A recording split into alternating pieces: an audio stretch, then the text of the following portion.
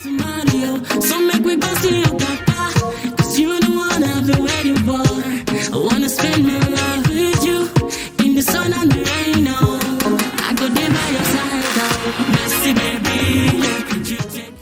Good day, everyone, and welcome to another edition of the NNTV Talk Show. Today, we are continuing on the topic I titled Security and Moral Failures of Our Nigerian Society. So, we are going to be analyzing two famous quotes by Chief Obafemi Awolowo and Malam Aminu Kano. And also, we are going to be looking at the role played by Ibrahim Badamasi Babangida, the very popularly known IBB, our revered former military president. I'm Dr. Nana, and I have Dr. Chris on set with me today. Thank you for having me, Dr. Nana. Oh, thank you, and welcome to the program. So, like I said, today we are going to be analyzing those two famous quotes. So, we'll start with Chief Obafemi Awolowo's quotes. Many years ago, he wrote and said, "The children," I quote him now directly, "the children of the poor you fail to train will never let your children have peace." That is from Chief Obafemi Awolowo.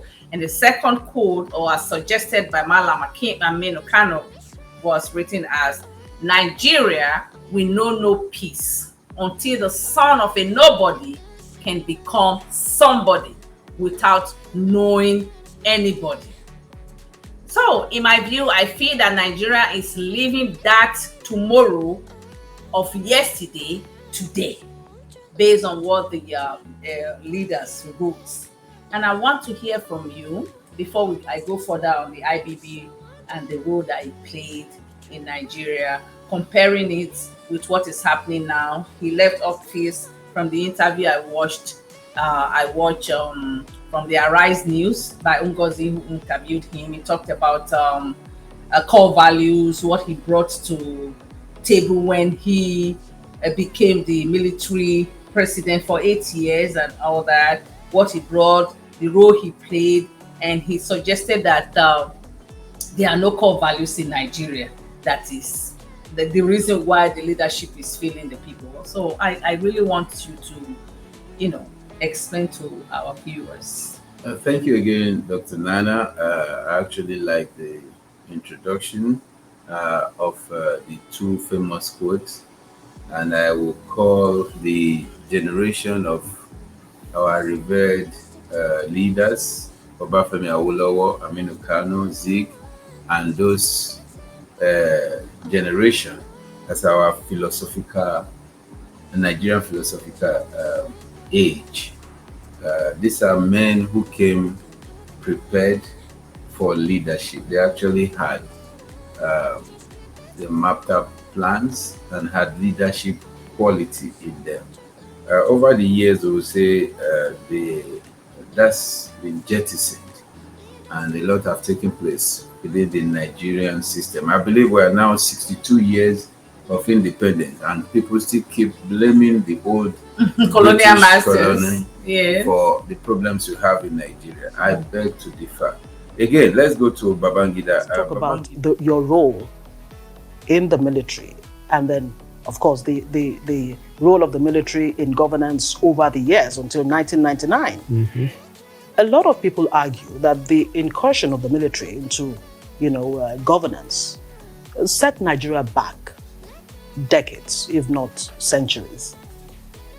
What's your thought on that? Do you think the military coming in to power was a great setback for Nigeria? Well, I saw the military's intervention as part of developing process in a developing country like Nigeria. I can take you back to, say, the whole continent of Africa. Sometimes in 1952, military started intervening in governance in Africa. 52 was Egypt. And then from Egypt, this started going through to other countries. And it was a war then to stage a coup in a lot of these countries. And we couldn't be an exception.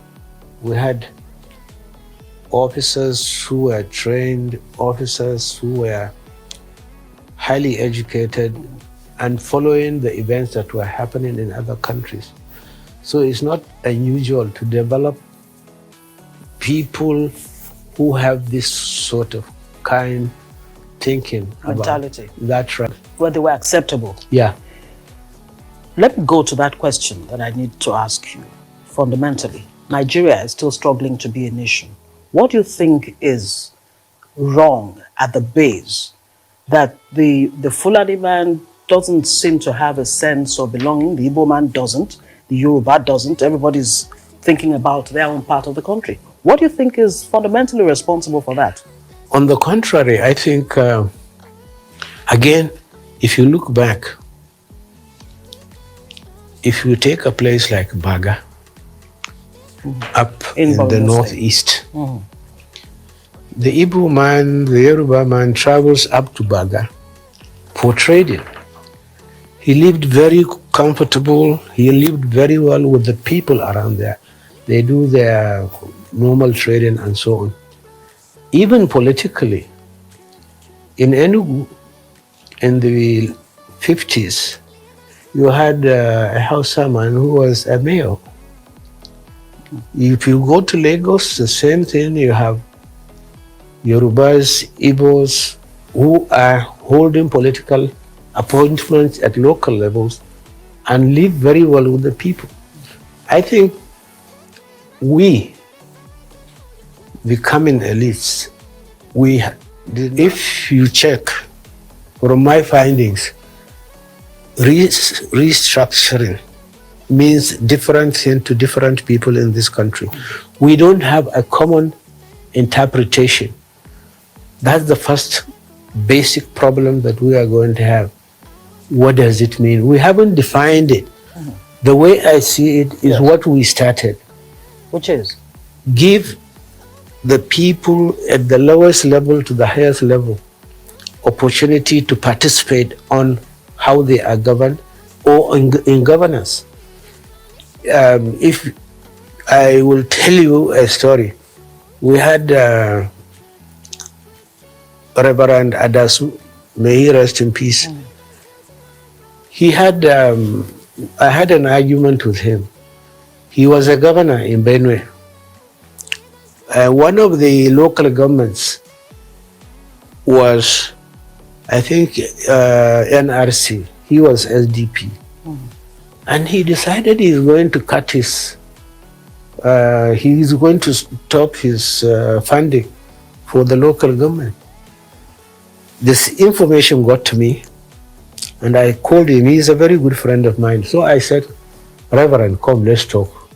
We sat down, I said, why did you stop the local government acts with this money? He said, no, because he's not in the same party. Wow.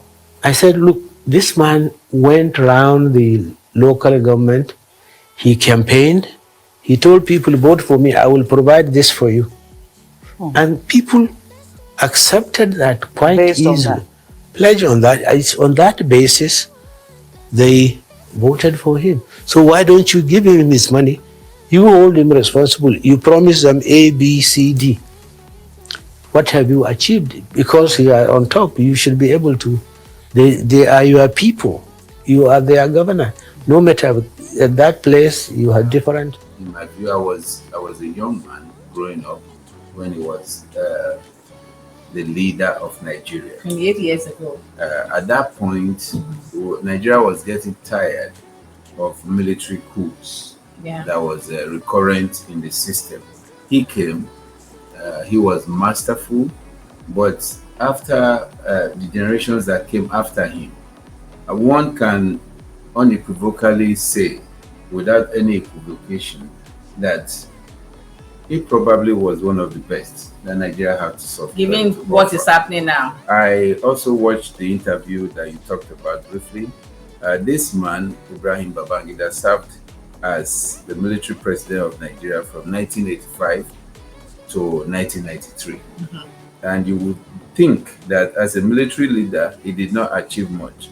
but we can go through a reel of the His listing accomplishment. of his accomplishments, and you will see that most of the things he put together, the structures, are still standing in Nigeria.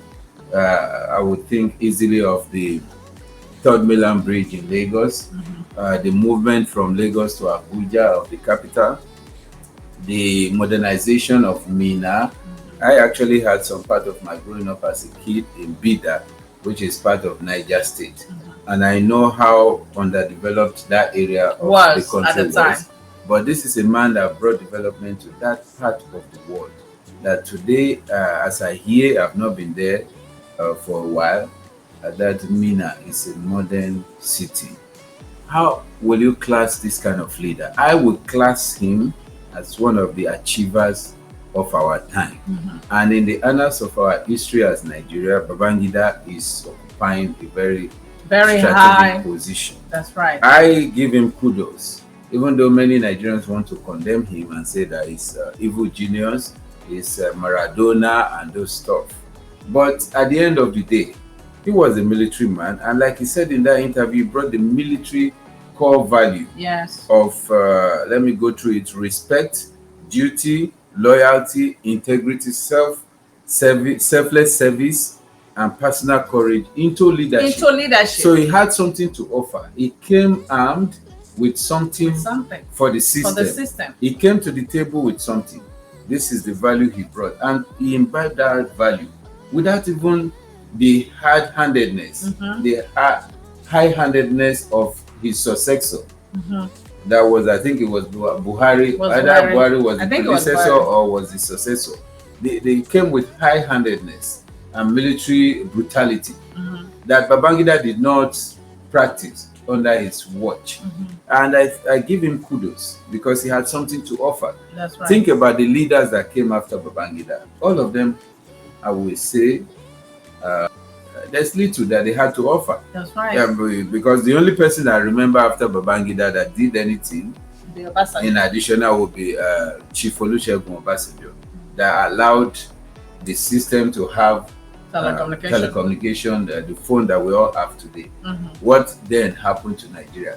Go through the roads, go through everything that Babangida was able to initiate and build, all the industries that he facilitated, including independent news outlets, like AIT and the rest, that he promulgated laws.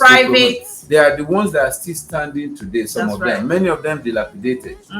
Go to it was all NTA and that's it. Exactly. So today, Babangida's legacy lives on. Yes, he is strong, and I will give him 90%.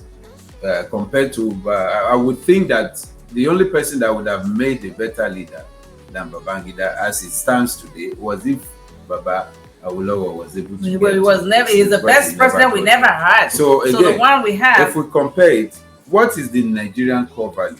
The Nigerian core value, according to the Supreme Court law in Nigeria, it says the country shall be governed in line with the core values of human dignity, freedom, liberty, and security.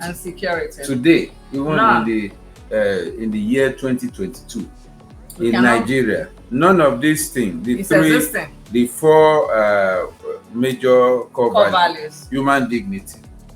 Many people in the street of Nigeria living below poverty, below $1.25. People dying in the street. Where is the human dignity there? Freedom, liberty, security was promised under the core values of Nigeria. Which of these can anybody beat their chest to say that is happening in Nigeria? Really enshrined in our culture and practice in Nigeria today? Almost everybody is leaving the country and wants to leave the country. Exactly. You know, because these things, human dignity is covered under the basic needs that people should be afforded in a system that runs, especially when they call it a country. People should be able to afford in a democratic country. You should be able to afford to at least get basic need of housing, clothing and food and That's shelter. right. That is shelter, clothing, Clothing and food. This one is not guaranteed It's to not any guaranteed Nigerian, to any even Nigerian. in the 21st century. We still have armed beggars. It is two levels of existence in Nigeria. One is very low, about 1% of people live beyond affluence, while the others live below poverty. And this cannot be called human dignity. Human dignity. By any means, it cannot be called human dignity.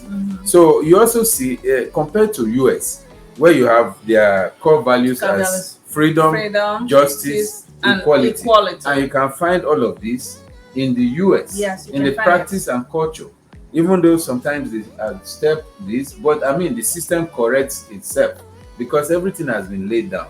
If somebody only developed where Babangida stopped 28 years ago, system to 28 years ago, today we will be among the first world. Think about the United Arab Emirates. The Dubai that everybody goes to. Talking about, we all started building our systems. They also actually compare Nigeria with New Zealand. Now you will look at Dubai. Every Nigerian wants to go on holiday there. They want to go and even live there. If they were allowing people to be citizens of Dubai, I'm sure the whole Nigeria will be there. But today, look at Dubai. It's now compared. It started from the scratch. So I keep proposing and saying that, in my view, Nigeria needs to start all over. And sometimes I don't blame people who are agitating for fresh start. Japan, after the war, after World War II, had to start afresh. And today they are among the first world nations in terms of economy and everything, and even militarily. But Nigeria is still struggling because we have refused to do the needful. We need to start building our political system. We need to start building our educational system. We need to start building our religious system. Everything is modeled up. So we need to start the House of Assembly development. Human capital development. Yes. So I thank you for what you have said so far. IBB also said that one of the major problems Nigerians have is not having what is called the core values that like we are talking about. That the politicians are coming with a mind of serving themselves.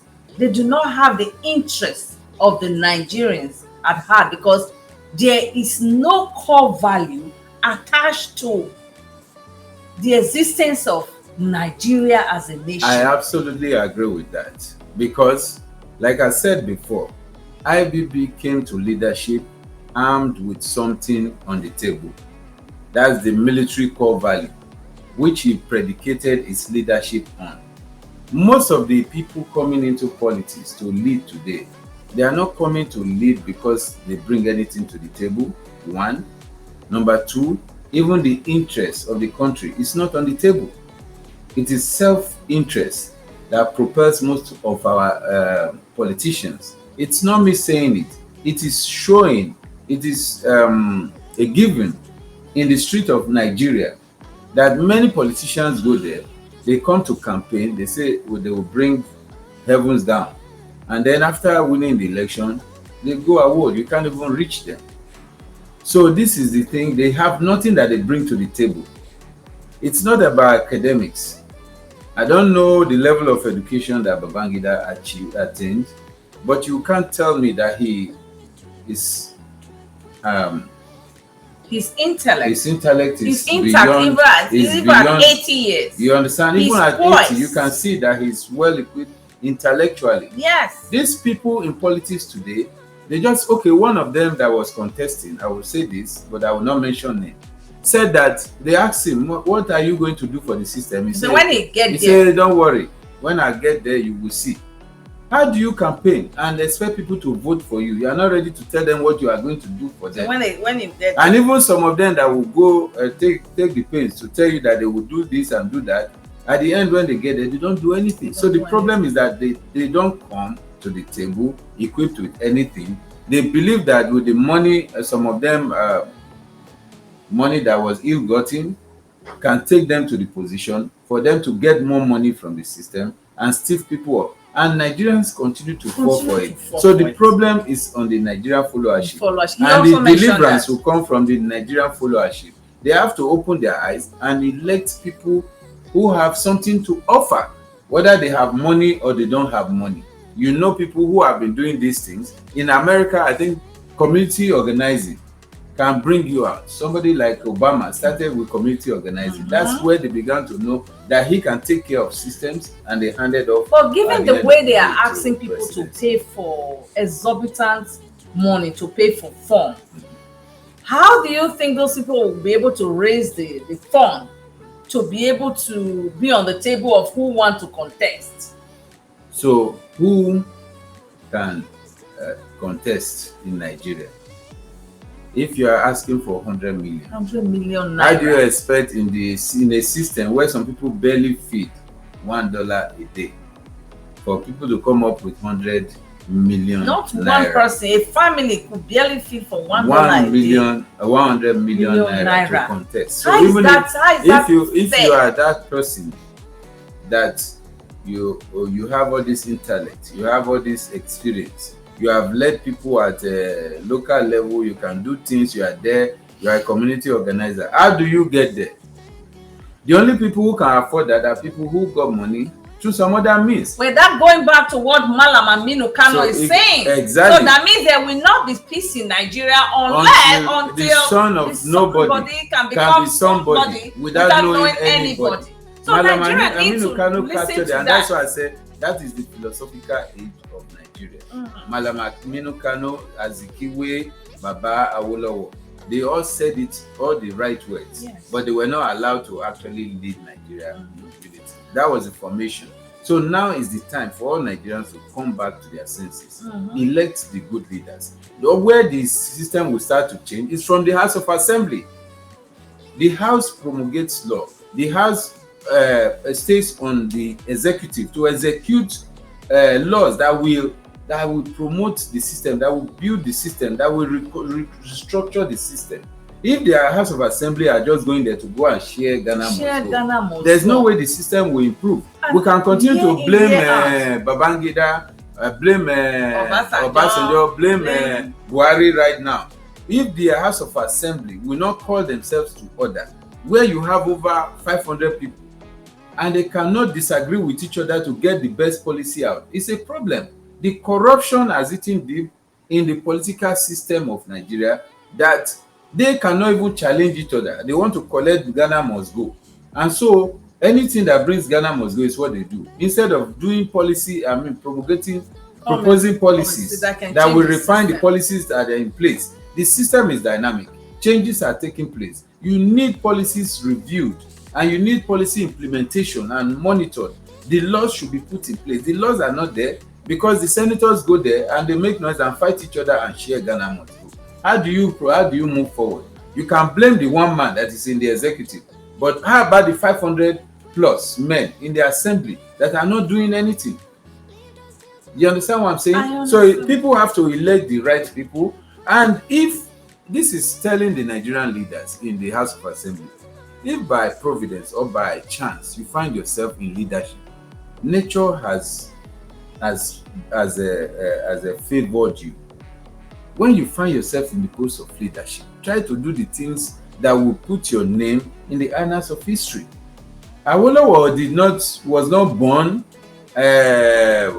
He was not born a magician, but he saw himself as a leader of his people, and he had to sit in that leadership position and put the interests of his people first. That's what is so most of you that go through all do not have the interest of the masses at heart. Yes, you have to. Now when you find yourself in leadership, the interests of your people should now take precedent in your mind, because many people are born like you. Many people will have the same features like you, but God has favored you. Somehow you manage to be able to get there. If you get there, do things that will write your name in history, things that will favor people.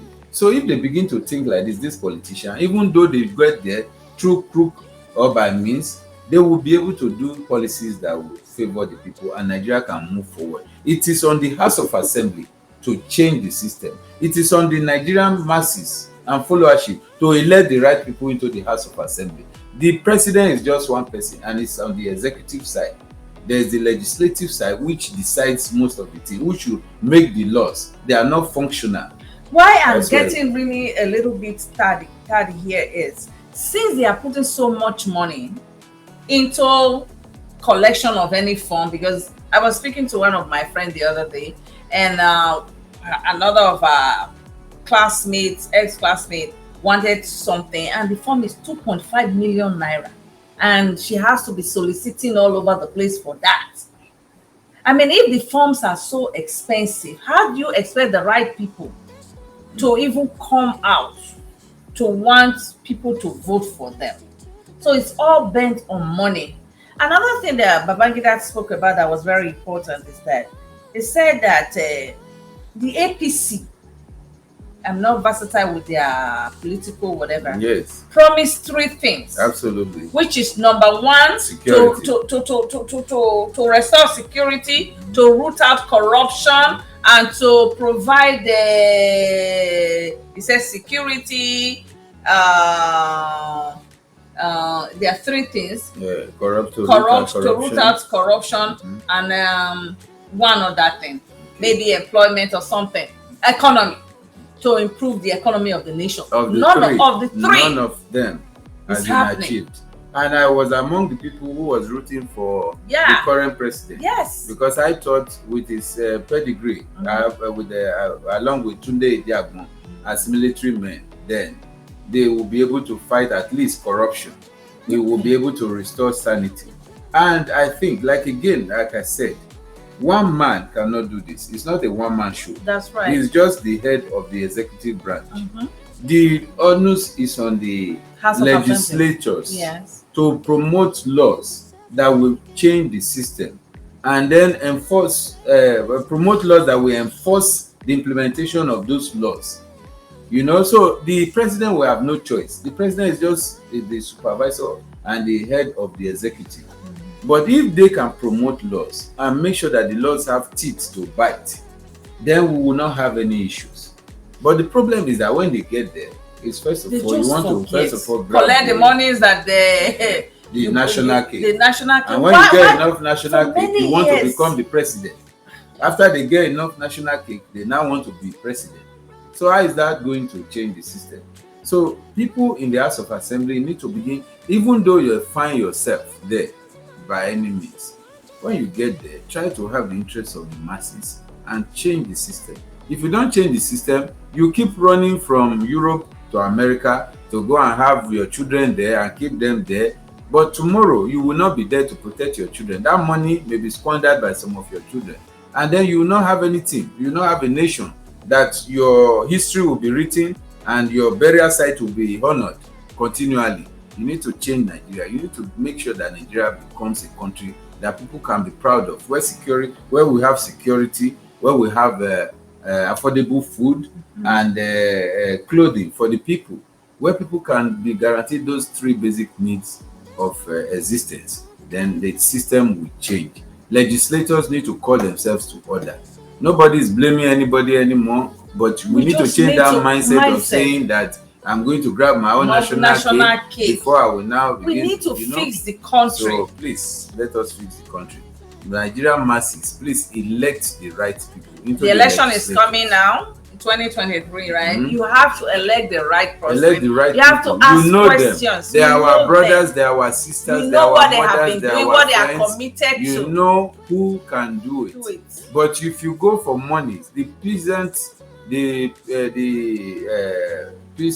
peasant money they give to you, peanuts, the peanuts they give to you will eventually finish, and then the system will continue to be eroded and spoiled, and then they will go ahead and grab the major money from the system and continue to give you peasants. So we are not there, and we believe that you Nigerian masses know who is the right person to be the president of Nigeria, and you can email us. You can also call us and let us know If there are people you want us to talk about that that have the interest of Nigeria at heart, right? So, and you want us to talk about them, because all we need is that we want Nigerian to be okay. We want Nigerian to be okay. You can email us, you can send us email or follow us in any of our social media outlets. And we also want to encourage you that it's the right thing for the country, for all of us to be okay, for the security to be there. So I want to thank you all for watching today. And until then, we will see you back here soon. Thank you, Dr. Bye-bye.